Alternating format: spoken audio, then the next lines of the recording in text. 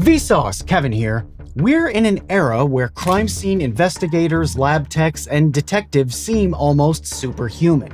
Some of the best shows on TV blend forensics and data to analyze criminal behavior to a remarkable degree. You would think everyone is Sherlock Holmes. And it is true that our use of science and math to solve crimes and to understand the people who commit them is advancing rapidly. But Jennifer Thompson's eyewitness identification of her attacker was flat out wrong, and a broken police lineup methodology encouraged an error that put Ronald Cotton in prison for a decade. Both a judge and jury misunderstanding simple probability convicted Janet Collins for an assault and robbery she had nothing to do with. The truth is, as we advance, we run into serious problems, new limitations, and unintended consequences. I've spent a year studying stories that reveal the delicate balance of scientific progress and justice. These 7 videos have been compiled into one long-form viewing session for your convenience, and I'll be back at the end to discuss what we've learned. First up, imagine the FBI arresting you for an act of terrorism that happened over 5,000 miles away and insisting that international authorities have somehow forensically tied you to a bomb on another continent. You went to bed innocent, but because of faulty fingerprint analysis, you woke up a terrorist. Vsauce, Kevin here. Imagine the horror of being arrested in connection to a crime the entire world is reading about on the basis of irrefutable fingerprint evidence that you didn't commit. How do you defend yourself against a century of science and math that just aren't wrong? And how can you possibly win when you're up against the FBI and your own fingerprint expert says your fingerprints are a match?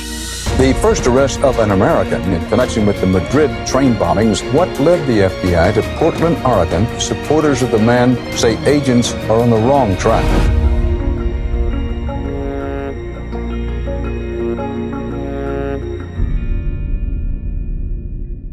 In Spain, they call it 11M. On March 11, 2004, just 3 days before Spain's general elections, explosions ripped through trains in Madrid. 193 people were killed and about 2,000 were injured. Europe hadn't experienced an attack on that scale in decades, and it came in the wake of 9/11 and at the peak of the global war on terror. Fingerprints were found on a bag that contained detonating devices, and Spanish authorities put them into the Interpol database. The FBI in the United States found a match to latent fingerprint 17. And in May, Brandon Mayfield, a U.S. Army veteran and family law attorney who frequently worked with low-income clients in Portland, Oregon, took the blame. How does a lawyer 5,403 miles away from a crime become its prime suspect? To understand what went wrong here, we need to go all the way back to Darwin. Throughout the 1800s, scientists advanced the notion that a pattern of epidermal ridges on human fingertips, toes, and palms were unique to each human, and they could be used as a proof of one's identity, like a built-in biological signature. Scottish surgeon Henry Faulds proposed that they could be cataloged and recorded with ink, and he asked Charles Darwin for help. Darwin was a bit too old to undertake a real analysis, so he passed it on to his cousin, Francis Galton, whose many accomplishments included identifying the statistical regression to the mean and inventing a physical board to demonstrate it that we now see on game shows. The science around fingerprint identification flourished, and by the beginning of the 20th century, it had become one of the best ways to pinpoint criminals, and especially repeat offenders. It replaced systems like branding skin, which France outlawed in 1832. It was much more scientific than Alphonse Bertillon's anthropometric forensics, a measurement of physical factors including head length, head breadth, length of middle finger, length of the left foot, eye color, and hair color. By assigning values for each, Bertillon claimed each person would have a unique combination of data. Except it wasn't all that unique since so many physical attributes correlate with one another. Like, most tall people also have long arms. You don't find many 5'3" men with 7-foot wingspans. Fingerprints were much more accurate, and Bertillon developed a system of 16 identifiable markers that remained standard for over a century. Starting in 1924, the US government began compiling and cataloging fingerprints, and by 2004 they had about 200 million on file. A wavelet scalar quantization algorithm was employed to compress the 500 pixel per inch images down to a file size of just 500 kilobytes, which meant easier storage, quicker access, and smoother online transfers globally, like to Spain.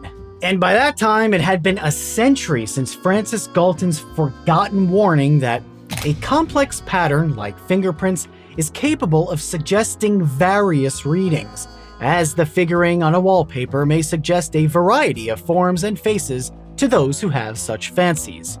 Remember that. Even though the prints sent from Spain were low quality, an FBI examiner signed an affidavit stating that the FBI lab stands by their conclusion of a 100% positive identification. In the weeks leading up to his arrest, Brandon felt like he was being watched. Because he was literally being watched. FBI documents show that as soon as Brandon's fingerprints popped as a potential match, he was immediately under 24-hour FBI surveillance, including phone and digital monitoring. He also suspected break-ins at his home and in his office because they were both really broken into. They were convinced Mayfield was involved. Here's a question. If fingerprints are so foolproof, why was an innocent man harassed by the government and detained for weeks as he wondered why they thought he was connected to a crime on another continent? Spanish authorities actually knew Mayfield's print wasn't a match before the FBI detained him. They communicated a result of negativo after their own fingerprint experts found too few points matching in the prints. So what did the FBI do? The FBI flew to Madrid and told them they were wrong. As they investigated Mayfield, they found that he'd converted to Islam. They also noted that a year prior to 11M, he'd represented a man accused of involvement in a terror plot in Oregon. The more they looked into his life, the more circumstantial evidence they found that suggested Mayfield had the means and motive to play a role in the attack. And that's actually the punchline to a joke about a lying Texas sharpshooter. The joke's about a man who shoots at the side of a barn and then draws a target around a cluster of bullet holes to suggest he's actually a great shooter. When that's done with data, it's called the multiple comparisons problem. When we falsely perceive connections in our heads, it's apophenia. And when you're fitting evidence to a predetermined conclusion, that has a name too. Psychologist Peter Wason coined the term confirmation bias to describe one's tendency to focus on evidence that supports their beliefs and to ignore or reject evidence that contradicts it. Basically, it's cherry-picking the truth, and it almost guarantees you'll find exactly what you're looking for, even if that isn't reality. So, what was the reality?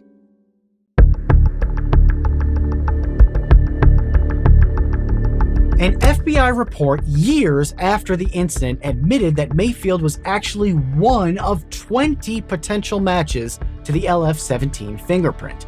Once they looked into Mayfield's life and found details that supported their suspicions, he became the prime suspect. Because he served in the military, he probably had the knowledge to be involved. His tangential past connections to suspected terrorists were further proof. And since he'd converted to Islam, he checked almost every box on the FBI's profile list. And when they searched Mayfield's house, evidence was seized from his residence, including what the FBI called Spanish documents. They turned out to be his son's Spanish homework. Okay, but why did Mayfield's own defense experts agree with the FBI that his prints were a match? They both claimed there was an unusual similarity between the two prints, with the Office of the Inspector General noting that they considered the coincidence to be, quote, extraordinarily rare.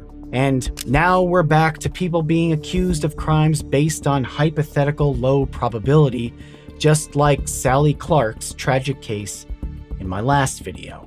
The FBI deliberately manipulated their conclusions by ignoring that the LF-17 print was only a slight match with Mayfield's, and then they focused on evidence that supported Mayfield's guilt and ignored the parts that didn't.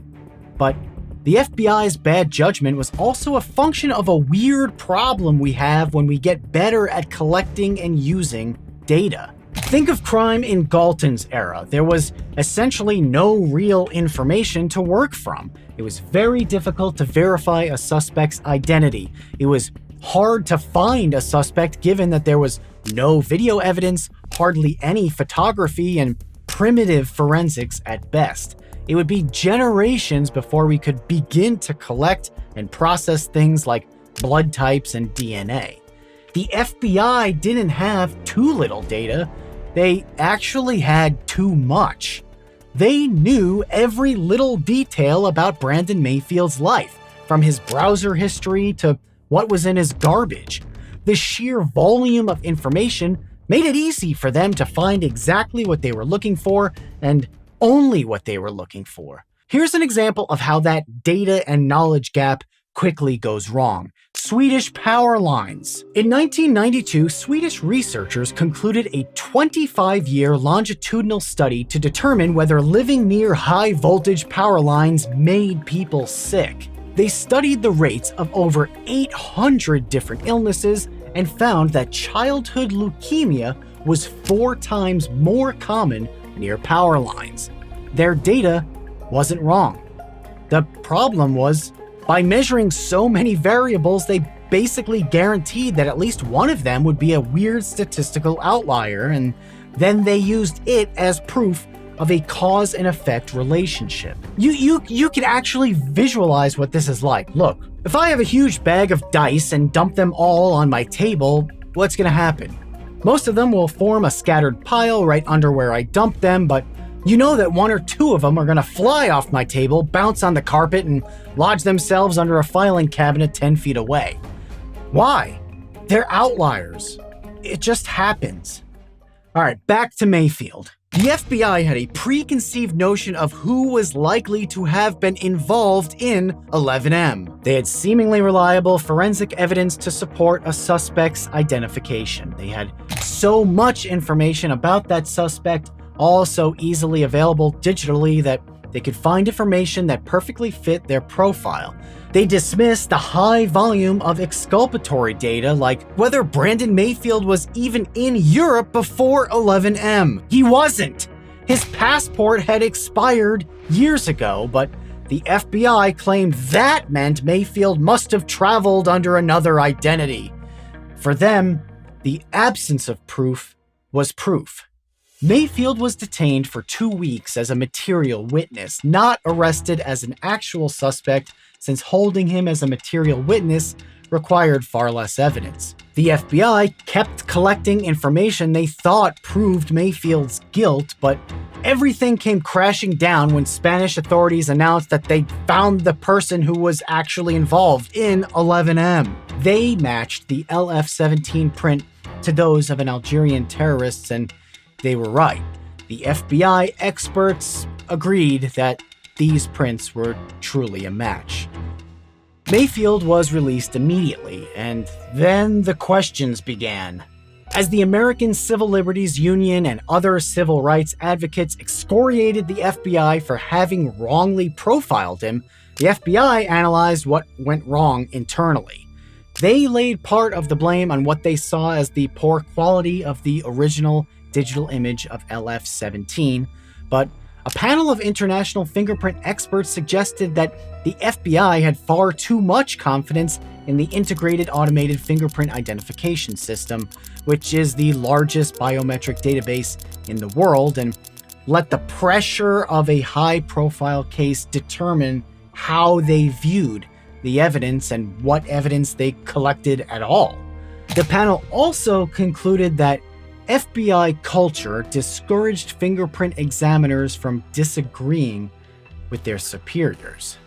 The Department of Justice released a 330-page report that admitted to analytical and procedural errors, and academic journals churned out articles analyzing the validity of fingerprint analysis, the rate of false positives, and fingerprinting's role in criminal trials. Regarding the validity of fingerprinting, a science historian at UC Irvine said, "How do you explain to the court that what you've been saying for 100 years was exaggerated, but you still have something meaningful to say?" Mayfield's case led to lawsuits about potential misuse and constitutionality of the Patriot Act, a $2 million judgment in his favor, and a formal apology from the US government. Mayfield went back to practicing law. Nearly 2 decades after Mayfield's unconscionable injustice, we have even more data and information about everything and about everyone. It's amazing how much we can know and how quickly we can know it. Everything from medical records to finding a gem mint Charizard is way faster than it used to be, and usually more accurate. That's generally a good thing. But sometimes all that information is a problem. Even when it's perfectly accurate, the way we use it might not be. We can make good data bad, and it's getting even more difficult to get it right. Mayfield's case highlights the complex relationship between the objectivity of science and math and the fallibility of the human mind. As we advance, we find more ways to be right, and that also means more ways to be wrong. The not quite 100% reliability of fingerprint analysis may have initially failed Brandon Mayfield, but the unchecked flaws of the human mind are what landed him in a jail cell. Sometimes the math and science are right, and the way we use them, the way people use what's right, is wrong. And as always, thanks for watching. Vsauce, Kevin here with a serial killer who may very well have murdered hundreds. Her systematic killing spree went undetected for years because suspicion just wasn't enough. What finally brought her to justice was math. Don't leave me here. They're gonna kill me. They kill people here. You know, I did it. I did it. You wanted to know. I killed those guys. In the United States, the most dangerous place you can go is the hospital. Yes, doctors and nurses save lives literally every single day, but medical error is a significant cause of death. No matter how hard we try, tragedies happen. And by definition, everyone in a hospital is already sick with something. But murder isn't an accident. And a nurse in Massachusetts was straight up killing patients to impress a guy. Kristen Gilbert was a nurse at the Veterans Administration Medical Center in Northampton, Massachusetts. She was popular with coworkers. She'd go out clubbing with them in Boston to blow off steam and even threw baby showers. She also seemed to be really good at her job. It felt like she was always around to save the day in an emergency. She appeared to be the perfect nurse. But Gilbert was around so often when patients died that other nurses jokingly referred to her as the Angel of Death. It seemed like the Northampton Hospital had a lot of unexpected deaths, but a VA investigation found that the hospital's rate of deaths was in line with similar VA hospitals. So, case closed, right? Wrong! Doctors and nurses weren't convinced, but there were no witnesses who saw Gilbert actually do anything suspicious to patients. There wasn't any evidence, but there was data. Here's a question. How often did patients die when Gilbert was on the floor compared to when she wasn't? Was there a correlation between her presence and patient deaths? And if so, was it just an unlucky coincidence? Or was she killing people? The first analysis can be expressed visually.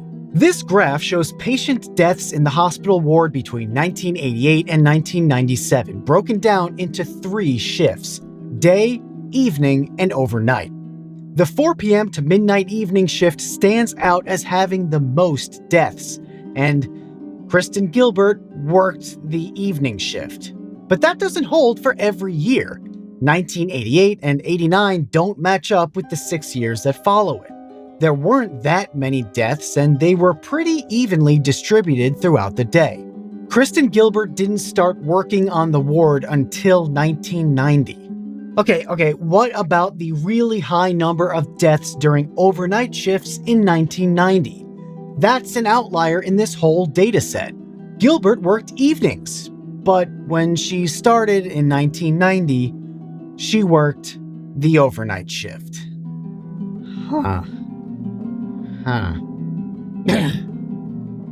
Yeah. But this graph is still not proof. Variation in human outcomes is tremendous, whether it's education or physical fitness or death. It's totally possible that Kristen Gilbert was present during a statistical blip. It's possible there's some nurse out there working on a floor where patients never seem to die, like some kind of angel of life. Just ask Brandon Mayfield whether coincidences happen, or the FBI. Dr. Stephen Gelbach, who is now Dean Emeritus of UMass Amherst School of Public Health, ran the numbers. He looked at 1,641 nursing shifts over the period of 18 months leading up to staff taking their concerns to hospital management. There were 74 deaths during those shifts, which is a death on 4.51% of all shifts, or 0.045 deaths per shift. Kristen Gilbert worked 257 shifts during that 18-month period. With 0.045 deaths per shift, we'd expect her to be present for about 11 or 12 deaths, about 1 every 6 weeks on average. 15 or 16 deaths when you expect 11 or 12 could be an unlucky statistical anomaly. She was there for 40. 40. A patient died on over 15% of Gilbert's shifts. What are the chances of that? Literally 1 in 100 million, and maybe even less. In the handwriting analysis I did of Sylvia Howland's will, Hetty Green's forgery matched on way too many points to chalk it up to a crazy coincidence. 1 in sextillions. Gelbach calculated p-values to estimate the chance of Gilbert's nursing death rate at less than 1 in 100 million. But we know from the Sally Clark trial that a probability like 1 in 73 million isn't necessarily what it feels like it is. Correlation isn't causation. Maybe her patients were just sicker than normal. This time, that uncertainty was okay. It was enough for the grand jury to proceed. A grand jury doesn't have to determine guilt or innocence the way a trial does. They just decide whether the evidence is compelling enough to proceed with criminal charges. They did.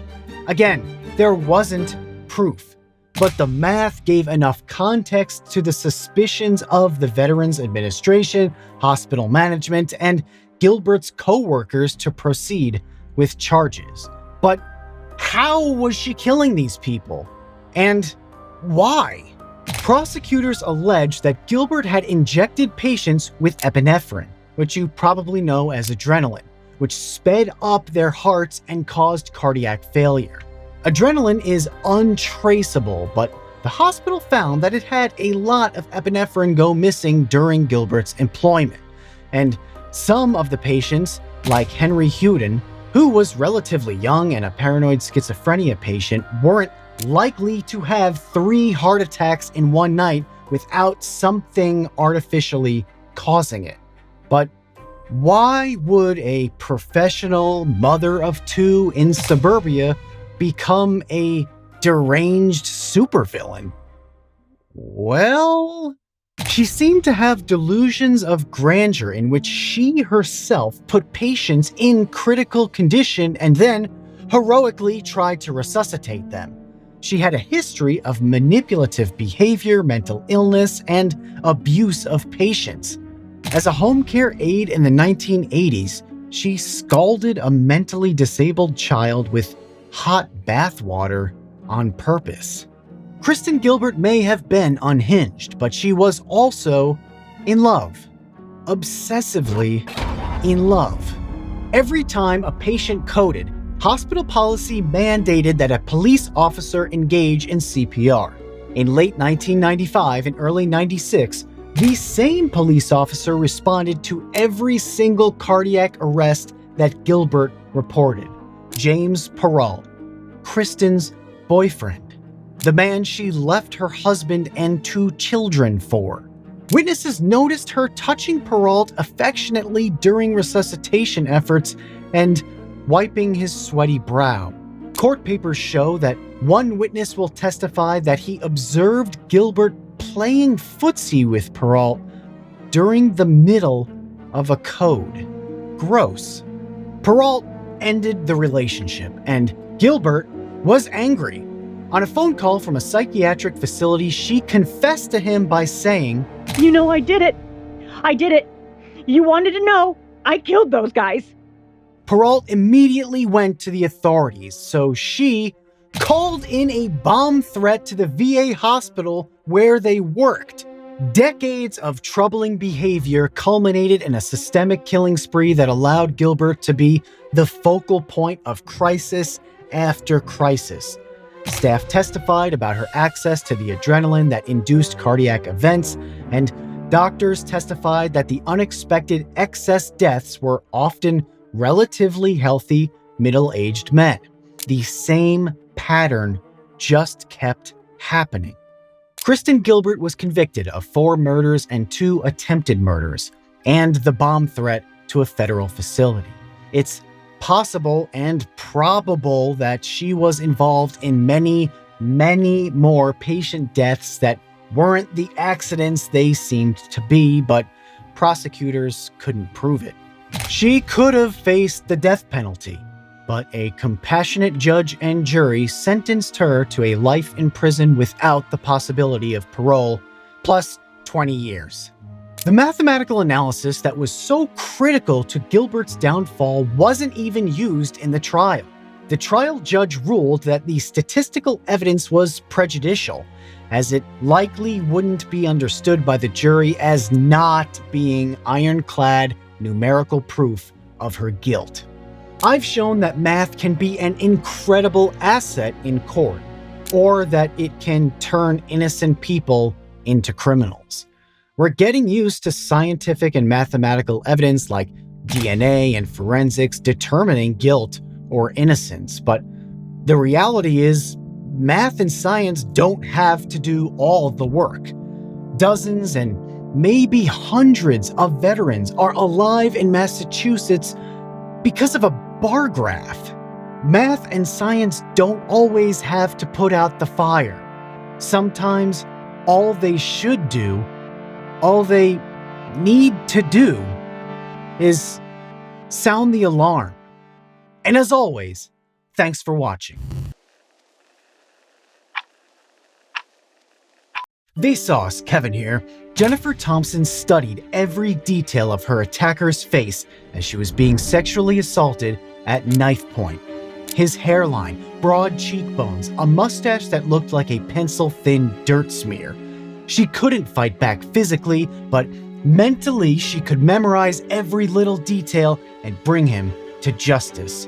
Police described Jennifer as the best witness they'd ever had. Her eyewitness testimony convicted Ronald Cotton, and he was sentenced to life in prison plus 50 years despite no physical evidence linking him to the crime. There was no evidence because he didn't do it, and 11 years later, DNA testing proved it. So, how could the best witness ever get it completely wrong? Why do about 70% of DNA exonerations in the US involve eyewitness misidentification? And how can what we've seen turn into something we never saw?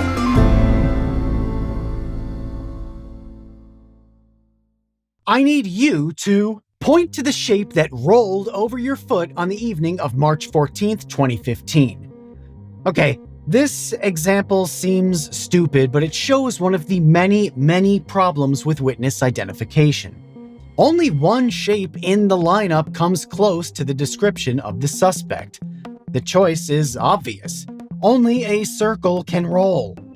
Now, this lineup requires an actual identification of size and color. But here's a question. How do you even get to a lineup? First, you need a description. Jennifer Thompson studied pages of ears, chins, and noses so police could reconstruct her attacker's face using an identikit.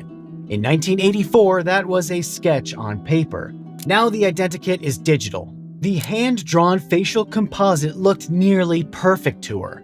Now the police had a picture of the suspect that could be broadcast on the local news.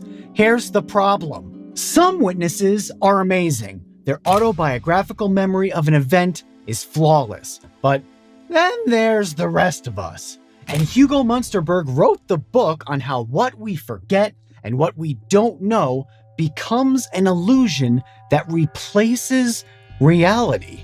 In 1908, Munsterberg published On the Witness Stand, a collection of articles and essays about psychological factors that affect trial outcomes. What's more persuasive than a witness pointing to a defendant and swearing they did it? Munsterberg insisted that gold standard of evidence in a trial was actually really untrustworthy.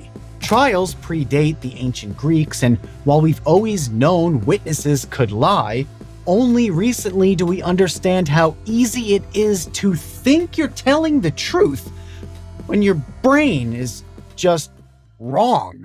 Munsterberg suggested that justice often miscarried due to the treachery of human memory, and to prove it, he pointed the finger at himself.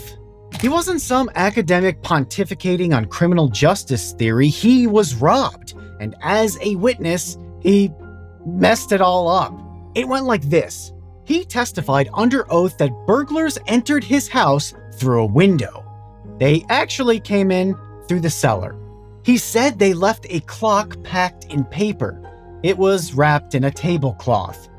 He gave a complete list of garments that were stolen. It turns out they took 7 more than he said. He claimed he found candle wax on the 2nd floor, but the wax drippings were actually in the attic. Finally, he reported 2 burglars, but maybe it was just one. He had no way to tell. Munsterberg had given over 3,000 academic lectures and not once had to use note cards. His mind and memory were amazing, but he admitted that he'd rushed into the house and surveyed it all quickly, noting after the fact that his brain filled in the gaps for him. The burglar was eventually caught breaking into another house, and they found Munsterberg's jacket in his apartment. But the fact is, the world's expert on witness reliability was almost completely wrong. He said, "I felt myself somewhat alarmed in seeing how many illusions had come in." So, if the pioneer of witness reliability scholarship couldn't overcome his illusions, what chance did a college student traumatized by a violent sexual assault have? Police presented Jennifer Thompson with a photo lineup of 6 men. They told her that the suspect might not even be in the lineup, but she figured if he wasn't there, why would they bother? She recognized one of the photos and chose Ronald Cotton with absolute certainty. A week later, Jennifer recognized the same man in a physical lineup. To her, the parts that didn't match her memory made him even guiltier, like he'd changed his hair to purposely deceive her. The photo lineup reinforced her mental image of her attacker, and anti-proof became proof. police confirmed that she'd chosen the same man in both lineups. She said, "It was him. There was no doubt in my mind." Did you feel absolutely certain? Absolutely certain. Well, what was said to me afterwards was, that's the same person you picked out in the photo lineup. So in my mind, I thought, bingo, I did it right. How can the truth compete with that? Estimator variables are the parts of eyewitness identification that police can't control. So like, cross-racial IDs tend to be less accurate than IDs within a witness's race. That isn't the police's fault. People think different things, and they just plain see different things, from an optical illusion to the colors of a dress. But the real enemy of memory is time. Herman Ebbinghouse's forgetting curve provides a visual representation of how quickly your memory can erode. And as early as the 1880s, his equation expressed the vulnerability of memory over time. But forgetting over time is only half the problem. The other half is teaching yourself the lie. Every time you retell your story to police, to a lawyer, to a journalist, to a friend, you're essentially engaging in the spaced repetition of practice. You're learning. Your memories get clearer, almost like memorizing lines for a play. So the longer it's been, the more you forget. The more you forget, the more you invent. The more you repeat, the more confident you are, whether it's true or not. Jennifer Thompson said, "If there was a death penalty, I wanted Ronald Cotton to get it. I would pull the switch if they let me." When she pointed her finger at Cotton to identify him during the trial, she said she wished it had been a gun. Ronald Cotton had become her attacker in her mind through unconscious transference. But there was no physical evidence, no fingerprints, no clothing, no fibers from the victim's apartment linking Ronald Cotton to the crime. He maintained his innocence and refused to entertain a plea bargain. He was convicted based largely on Jennifer's testimony. 3 years later, Jennifer Thompson came face to face with her actual attacker and didn't even notice. Ronald Cotton was given a new trial. That's great, right? Wrong. This time, he also faced charges for another assault and burglary from that same night. Meanwhile, he'd met a man in prison who looked a lot like Jennifer's original composite sketch, and he looked so similar to Ronald Cotton that other inmates couldn't tell them apart. Bobby Poole lived in the same town as Ronald and Jennifer, and he was currently serving a sentence for sexual assault. If all that wasn't enough to raise suspicions, he'd literally confessed to other inmates that he assaulted her. Ronald's lawyers called Bobby Poole as a witness in the new trial. Poole denied everything. Jennifer Thompson had wanted to be the one to personally execute Ronald Cotton, but when she was in the same courtroom as her real attacker, the man whose face she'd studied, she didn't recognize him at all. Ronald was convicted again and sent back to prison. Richard Rosen, a professor at UNC Chapel Hill, and lawyer Tom Lambeth took on Ronald's case. They secured the DNA analysis that wasn't available in 1984. Ronald insisted that he'd be cleared, and the stakes were high. A DNA match would cement his guilt. Ronald wasn't lying. The test showed that not only was Ronald innocent, but that Bobby Poole was the attacker. And over 10 years after first being arrested, Ronald Cotton was free. Jennifer didn't dispute the DNA findings. She knew she'd been proven wrong. She wasn't defensive about it. She was horrified. She said, "I had to tell people not only was I a rape victim, but a rape victim with an extremely bad memory, and someone had to pay 11 years for that. I wondered how I could have been so stupid." Jennifer was not stupid. During the attack, she actually convinced Poole to get rid of his knife. Then, outwitted him by offering to get him a drink and using the distraction to escape.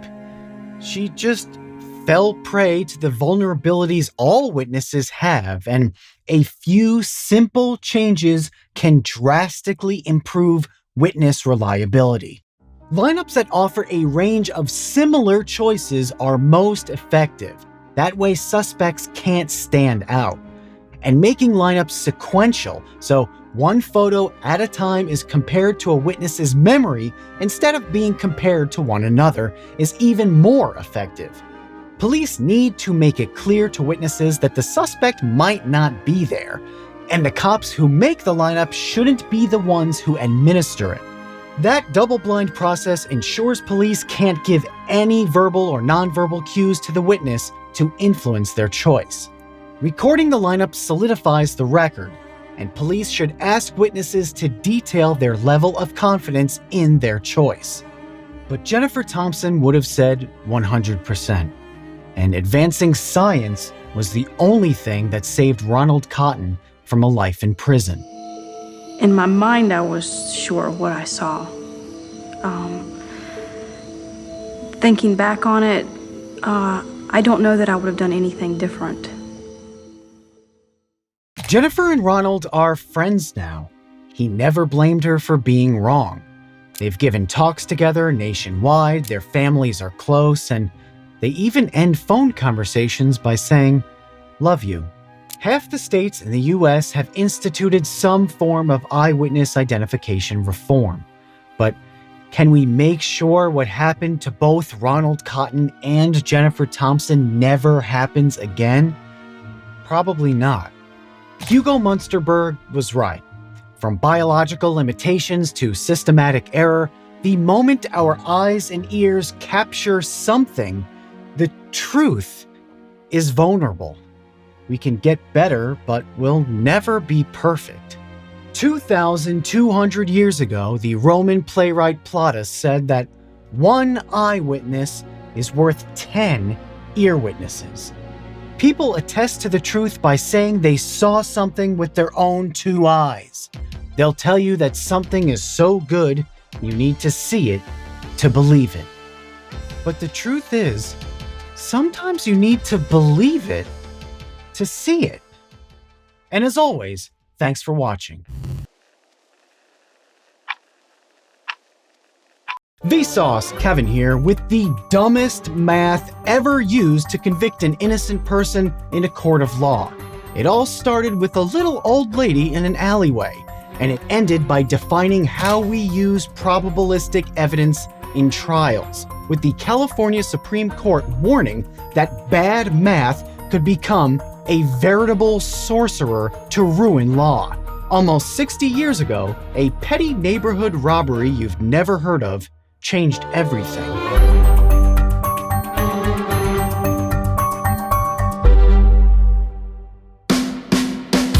An elderly woman named Juanita Brooks was walking down an alleyway when someone shoved her to the ground. She looked up to see a blonde woman running away, and that woman had taken Juanita's purse. At the end of the alley, a man named John Bass witnessed a white blonde woman with a ponytail get into a yellow car and drive past him. He saw that the driver was a black man with a beard and a mustache. These sound like the basic facts of the case, but they ended up becoming numbers. And it happened because of total uncertainty. John Bass saw that the woman had a ponytail. Juanita Brooks couldn't remember if she did. A police officer asked around local gas stations until he found someone who said that an interracial couple filled up their yellow car there frequently. Janet Collins and her husband, Malcolm. They'd only been married for 2 weeks, and now they were being arrested for robbery.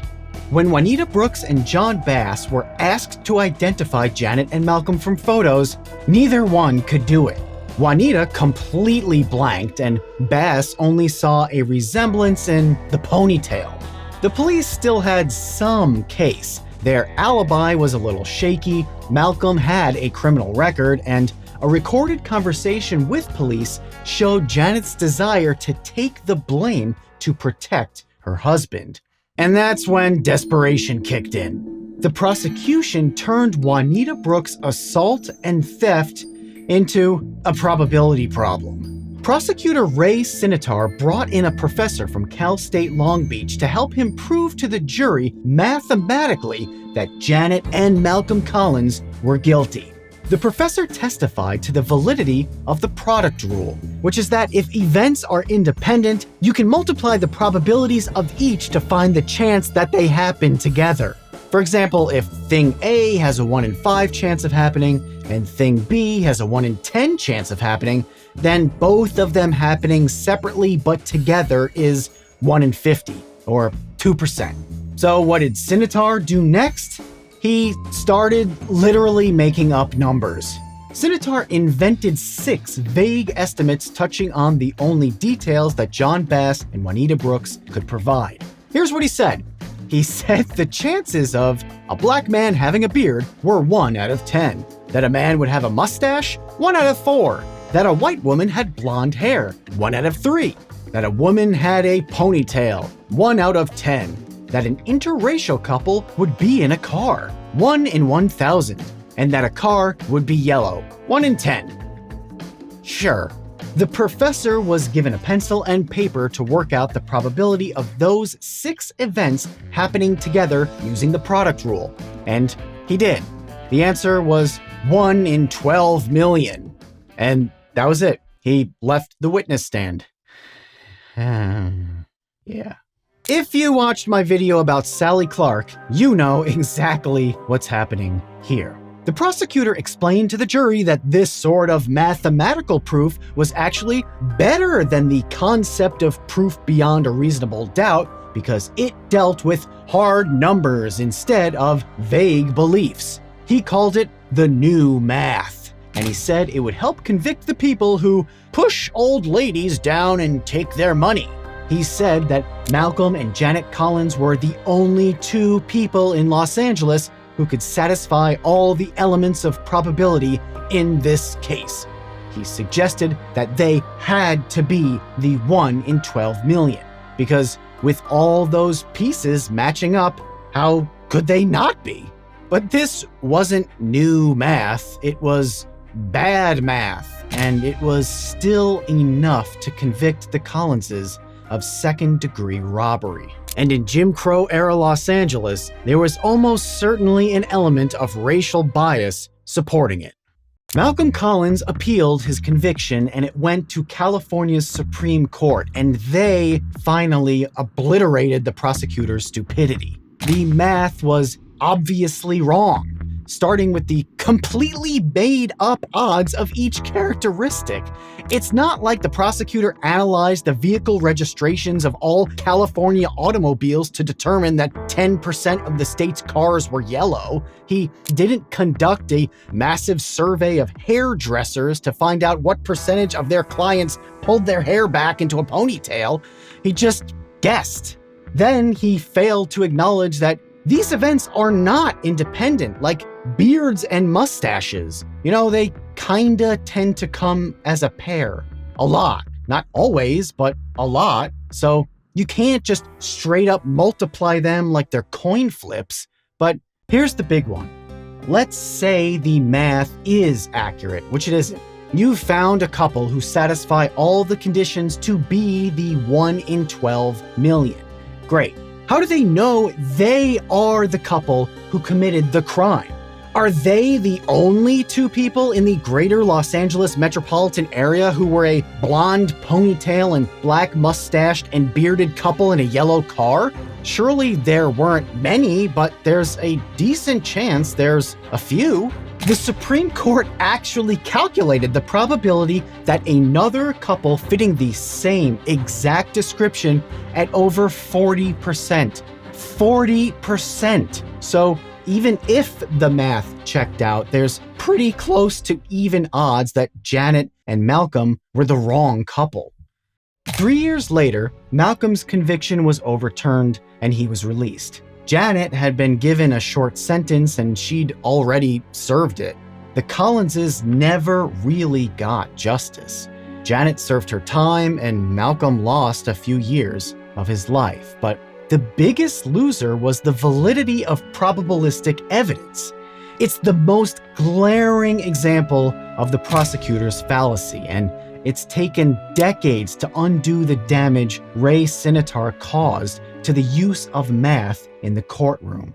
But the fallout wasn't all bad. It did lead to the Collins test, a set of conditions the introduction of probability needs to satisfy for the math to be relevant and valid in a trial. 1. The probability factors need to be accurate. You can't just make them up. 2. The calculations are done correctly and formulas are applied appropriately, like not abusing the product rule to get the result you want. 3. All the factors being calculated actually apply to the parties involved. 4. And the evidence proves there could be only one result, so that the Collinses could be the only possible couple capable of satisfying every condition. The police never did figure out who knocked Juanita Brooks down and stole her purse. In 1965, 2 criminals in Los Angeles got $40 richer, and math got a lot less trustworthy in the courtroom. But without it, we don't have the Collins test or an ever-evolving debate about how we can leverage what we know about math to find out what we don't know about everything else. Proving that sometimes things have to get really dumb before we can even start to get smart. And as always, thanks for watching. Vsauce, Kevin here. Kevin Lieber, actually. That's my name. It's German. But I'm not the only one. There are 10 other Kevin Liebers in the United States. So, what if one of the other Kevin Liebers is connected to a murder of another YouTuber 3 miles from right here, and the only surviving victim identified me, Kevin Lieber, as the killer? To top it all off, Mr. Beast testified that I confessed to this murder to him, and I'm the only one who knows I'm innocent. All of this actually happened, not to me, to a woman named Joyce Ann Brown.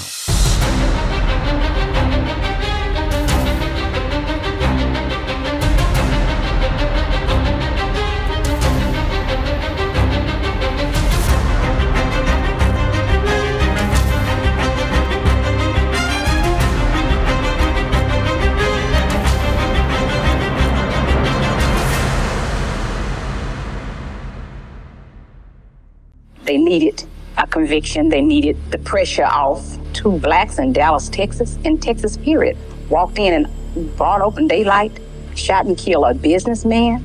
Somebody was going to pay. I'm that somebody. On Thursday, May 8th, 1980, the Dallas Morning News published a short article buried in the paper's local news section. A shop called Fine Furs by Ruben had been robbed, and its owner, Ruben Danziger, was murdered. His wife Alla said Ruben pleaded, "Don't hurt me, don't hurt me," before one of 2 female robbers shot him in the head. Alla escaped by telling them she had terminal cancer with just weeks to live. One of the women said, "We'll just let you suffer," and left. As police looked for suspects, they found the getaway car, a Datsun rented to a woman named Joyce Ann Brown. A police officer recognized the name as someone who'd been arrested years prior for a minor sex work charge, so they asked publicly for Joyce Ann Brown to come in for questioning. Joyce immediately went into the police station to clear up the confusion. She wasn't worried. She knew she didn't do it, and she had an alibi. She was at work when the crime occurred. And this is where the incredible coincidences really begin. Joyce worked at Coslow's, another fur store just across town, so she'd presumably know which valuable furs to steal. Working nearby in the fur industry with the same first, middle, and last name as the getaway car's renter? Quite a coincidence, but even so, Joyce denied any involvement. The interrogator told her, "You're lying. We know you pulled that robbery." So she was arrested and held on $1 million bail. Then police realized that the Joyce Ann Brown who rented the car actually lived in Denver, Colorado. She was a completely different person in a completely different state. And that Joyce said that she lent the car to a friend, but by then it was too late. Joyce's mugshot from her prior arrest had been shown in a lineup to Mrs. Danziger, who identified her as one of the robbers. And she said that that woman had been in the store to case it out in the weeks leading up to the crime. Forget relying just on a weird name thing. Now the police had an eyewitness identification. Okay, but what about Joyce's solid work alibi? There was about a 7-minute window that would have allowed Joyce to commit the robbery, leave the scene, change her clothes, drive back to work, and compose herself as if nothing was out of the ordinary before talking to a coworker at 1:19 p.m. And the police said, that must be exactly what happened. But what actually happened? None of the items recovered from police searches, the rental car, Joyce's apartment, linked her to the crime. But when evidence starts to suggest that weird things are coincidences, it's tempting to just come up with new evidence. Suddenly, a woman named Martha Jean Bruce claimed that Joyce had confessed to her while they shared a jail cell after Joyce's arrest. Bruce said there was no incentive for her to testify to that, but remarkably, a few months later, the DA recommended that Bruce be released over 3 years early on a 5-year attempted murder sentence. So, yeah. The DA's investigator, Ari Christian, found her story convincing. After I talked to her a little bit in detail, she began to tell me some things that indicated to me that she would have had to have talked to someone involved in that crime because of the facts that she had about the way the furs was supposedly baggage when they left the scene. And Martha Jean Bruce had that information. She knew that they were in plastic bags. But she could have read that in the newspapers. Oh, and Martha Jean Bruce had already been convicted of lying to police, but the prosecutors ignored that. The odds of it all being the universe's cruel joke against Joyce Ann Brown were just too much for the jury. She was found guilty and sentenced, and there was no hope the calculus was ever going to be in her favor. Everything added up for the prosecution, and the pattern checked out. Their case went like this. Joyce Ann Brown is the black former prostitute in Texas accused of involvement in the robbery and murder of a Holocaust survivor on her lunch break from work at the same type of store a few miles away, with the surviving victim visually identifying her, sworn testimony of a jailhouse confession, and the getaway car rented in her exact name. Here's a question. What are the odds someone with your name commits a crime? Since there are only 10 other Kevin Liebers, I'm pretty safe, but what if your name is Michael Stevens? There are 2,975 total Michael Stevenses in the United States. How about John Smith? He's got 48,439 other potential criminal John Smiths.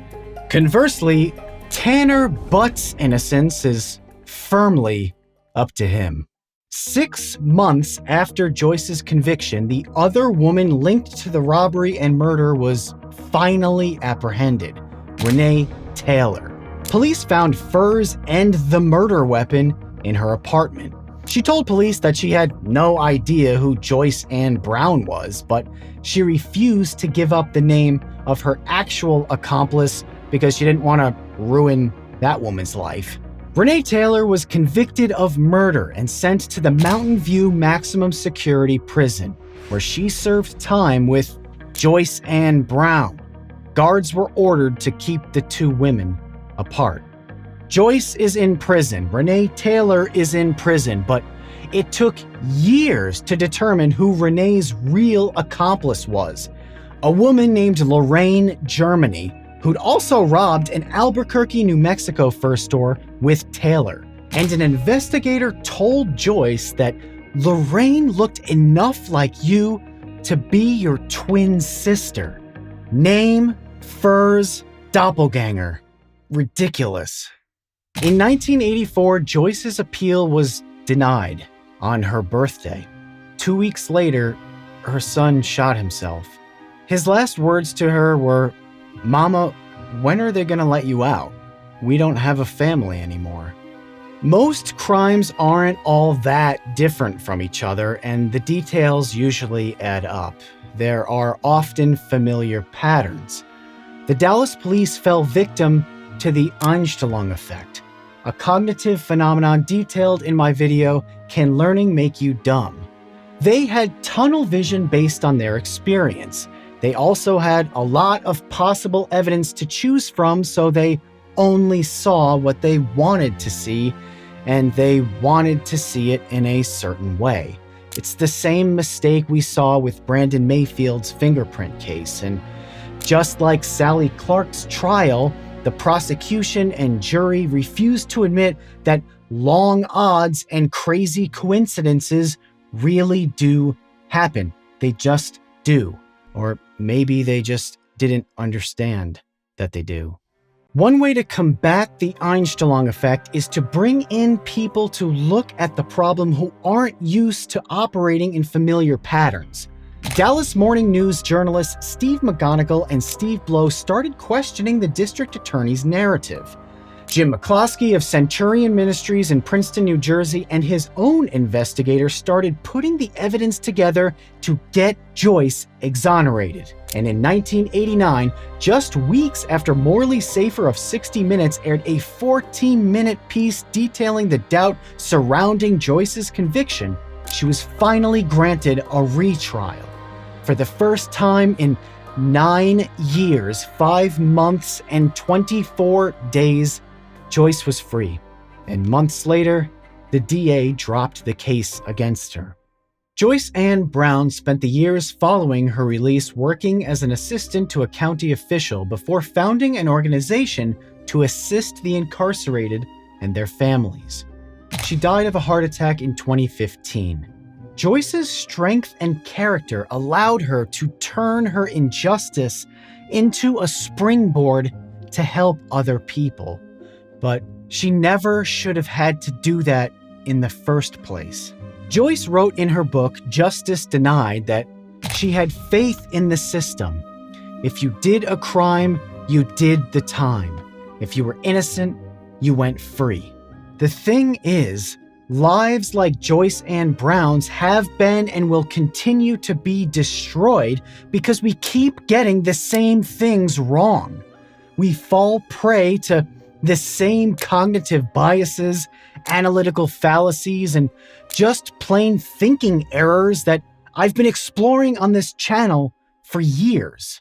One day it's the Einstellung effect, the next day it's confirmation bias, or any of dozens of misinterpretations in math. I know all of these things, you know all of these things, but not everyone else does, and their compounding errors can determine the freedom of people named, well, whatever your first, middle, and last name is. And as always, thanks for watching. Well, the first thing I'm going to do is spend some time with my daughter. And that very night, I'm going to sleep in the bed with my mama. I've been waiting on that day a long time.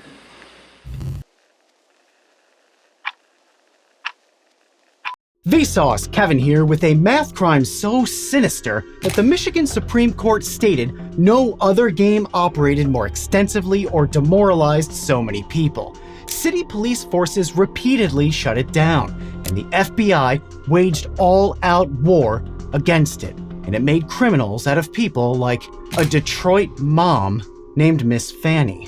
What they didn't know is that they were fighting against a nearly perfect game that was about way more than just beating the odds.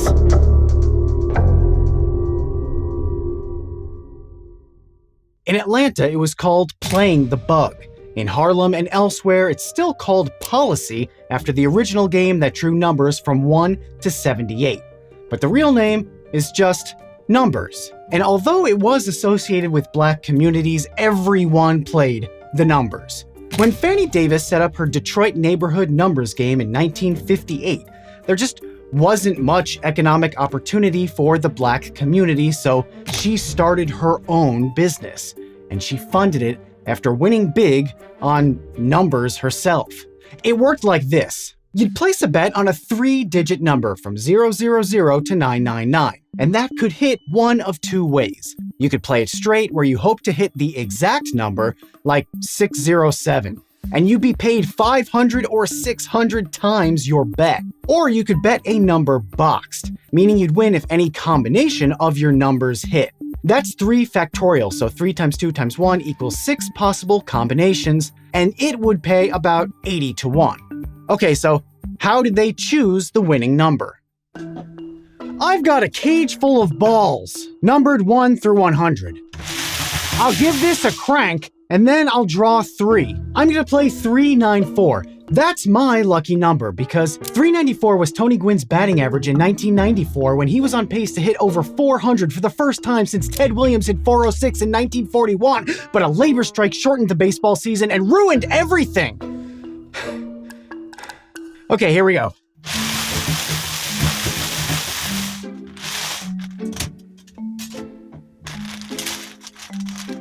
$32. I already lost. Oh well, let's keep going.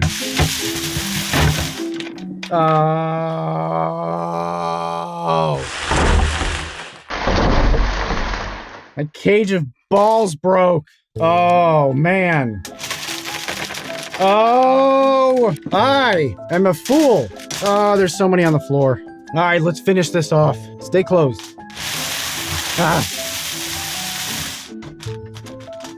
86. Last number.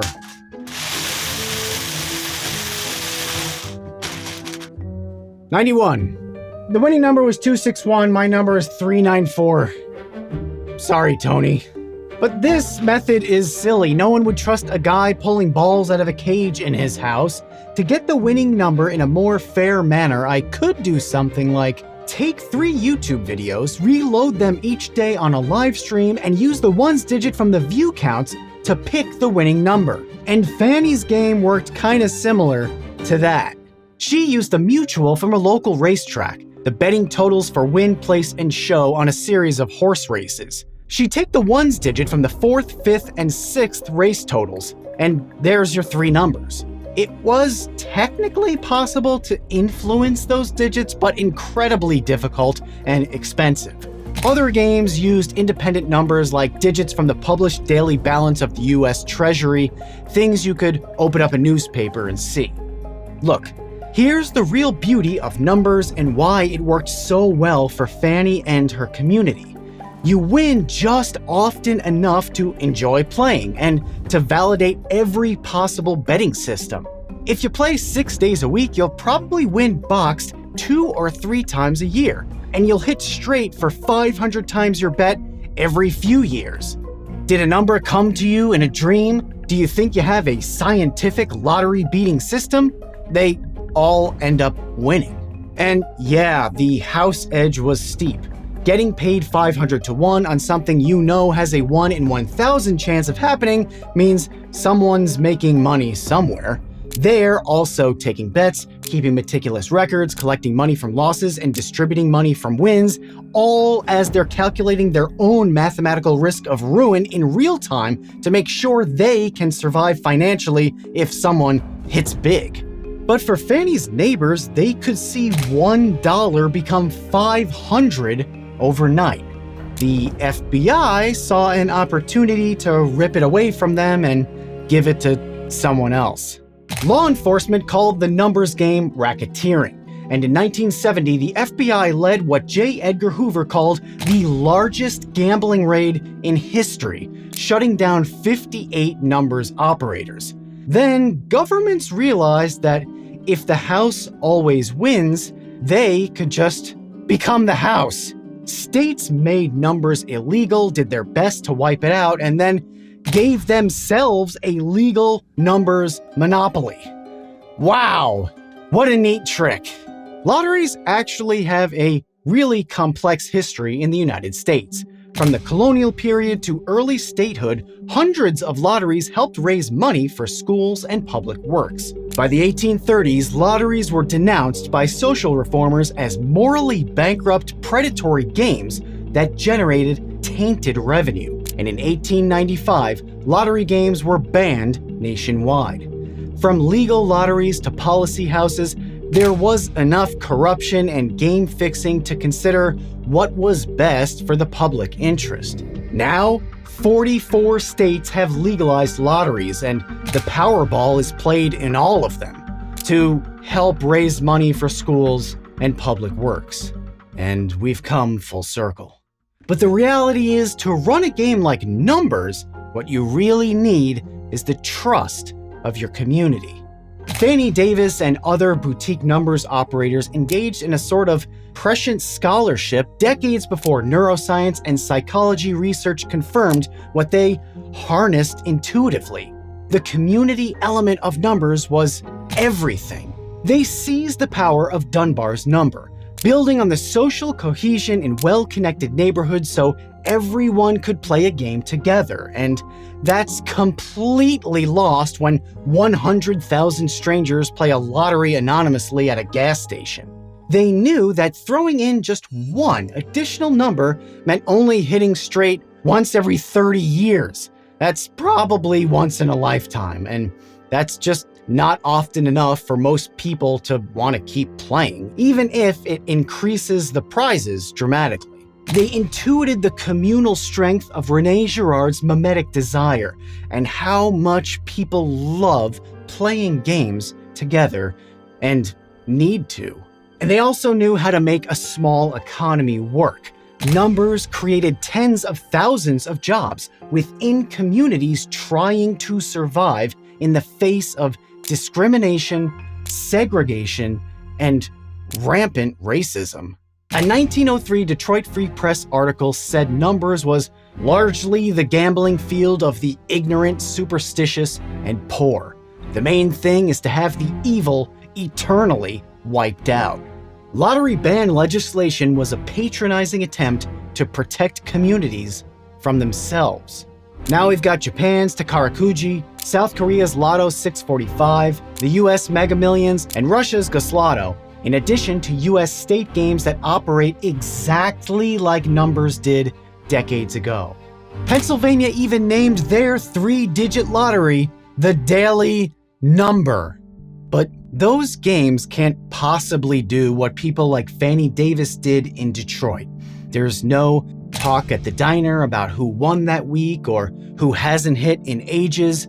There's no knock on the door to deliver your lucky payout the day after your numbers match. There's no playing 357 because you live at 357 Park Drive and everyone knowing that when that number hit, you were the winner. That's all gone. There's enough intrigue about Fannie Davis's life and her numbers game to fill a great docuseries, and there were thousands like her. Read Bridgette Davis's book about her mom. That's her story to tell, not mine. Check out Felicia George's dissertation about numbers in Detroit, or Louise Merriweather's novel, Daddy Was a Number Runner. You've heard a million stories about the good guys and the bad guys during Prohibition, but numbers stories like Miss Fannie's have been almost entirely ignored. But they shouldn't be, because alongside the rackets were people who understood the social fabric of their communities. Making your own way in the world and making everyone else a little bit happier, that's not the American dream. That's everyone's dream. But the highly regulated mass production of fun strips the complex social function from a game that's the perfect blend of math and people. It's reduced to lonely, anonymous gambling. And when that happens, the only thing left is just numbers. And as always, thanks for watching. Vsauce, Kevin here, and I'm about to bust the greatest female tycoon of the 19th century using forensic math. I just need skim milk, an amputated leg, and a family of nerds to do it. Millions of dollars were at stake, and it all came down to handwriting.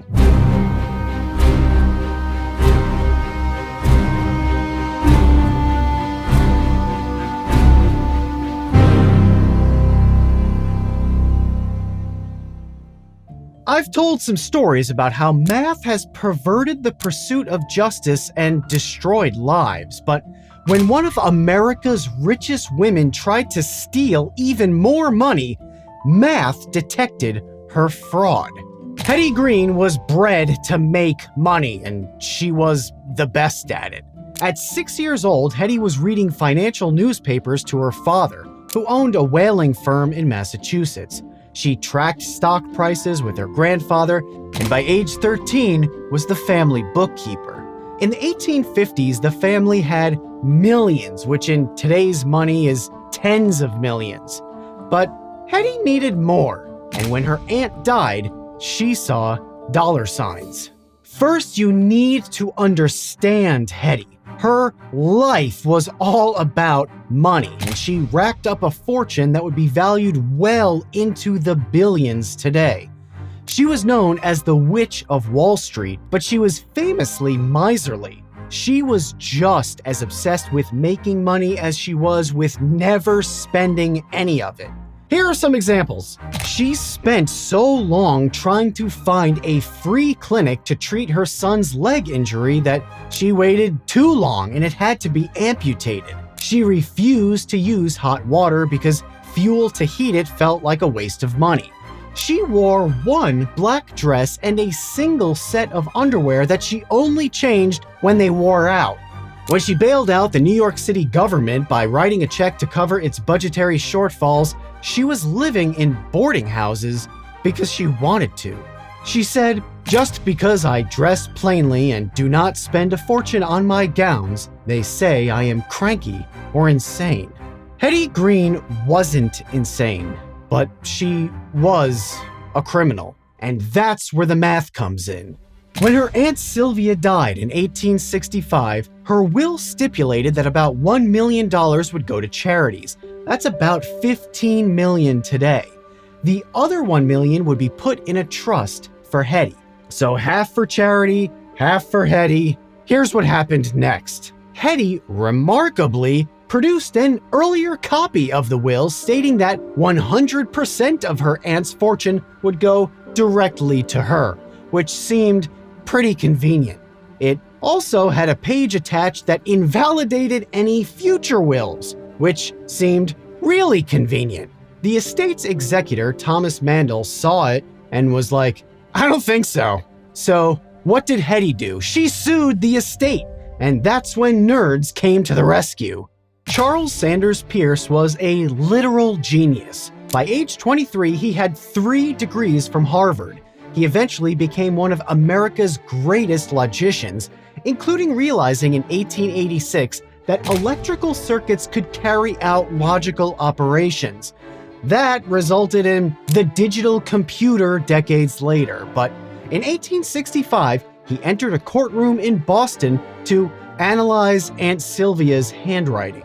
Charles compared 42 samples of Sylvia's signature and concluded that it had 30 downstrokes. In graphonomics, a ballistic stroke that conveys a distinct change in the absolute velocity of the pen. My signature has 18, 8 in Kevin, 10 in Lieber. Here's a question: how consistent is a signature? How much did Sylvia's vary from sample to sample? How much does mine vary? I signed my name and then I made 42 more signatures and tried to make them match. Then I judged each sample against the original signature to find out how many of the 18 downstrokes in my name were the same. I looked at the size, length, and angle to determine whether each stroke was substantially similar. They followed a normal distribution, and the result was an average of 7.405 matches out of a possible 18, so only 41% the same. And I was really trying to make them the same. Sylvia's 42 signatures were probably done over a period of years. But the interesting thing is the variance. My signatures have a standard deviation of 1.326, which means that 99.73% of my signatures should fall between 3.427 and 11.383. That's a range of plus and minus 3 sigma. The z-score of each sample indicates how many standard deviations that sample is from the mean, basically how much of an outlier it is. My most deviant sample was 10 matches, for a z-score of 1.957. I actually did one more set of comparisons just to make sure. I compared signature 21 to all the others. The mean was 6.810 matches, and the standard deviation was 1.418. The highest z-score was still only 2.249. Based on my 42 samples, how deviant would a perfect 18 for 18 match actually be?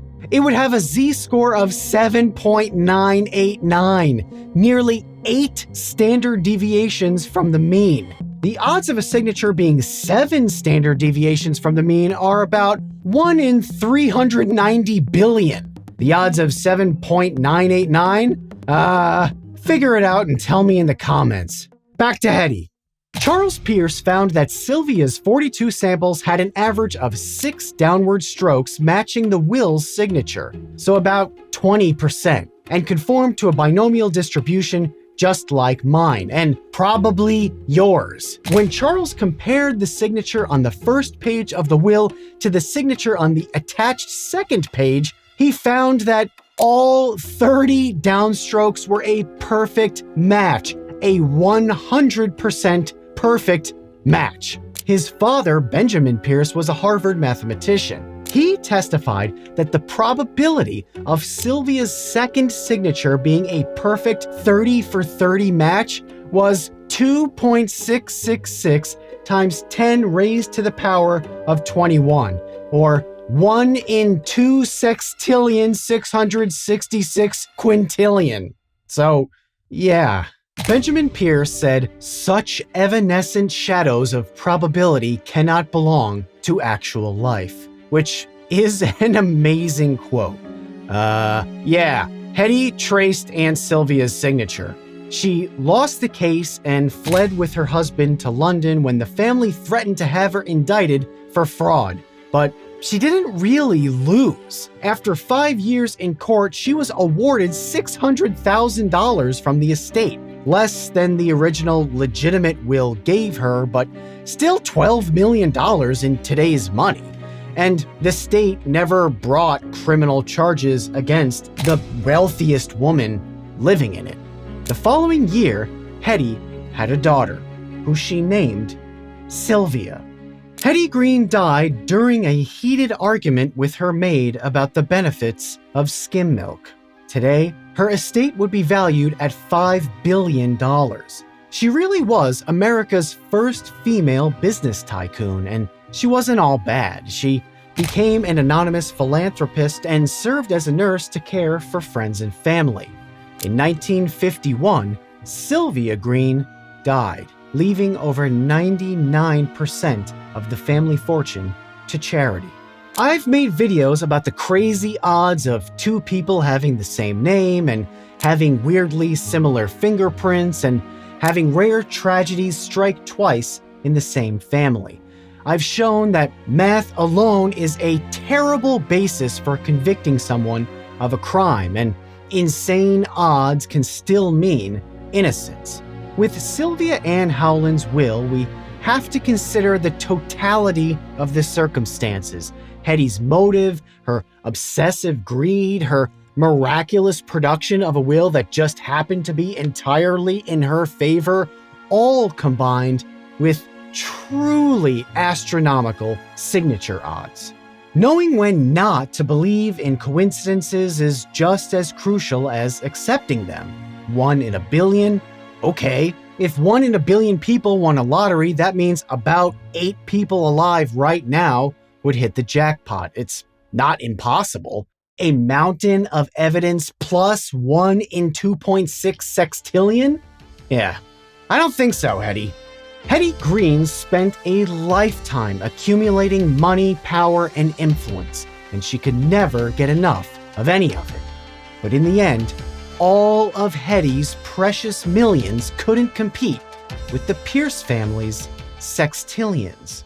And as always, thanks for watching. So there's an important point about why I chose these stories.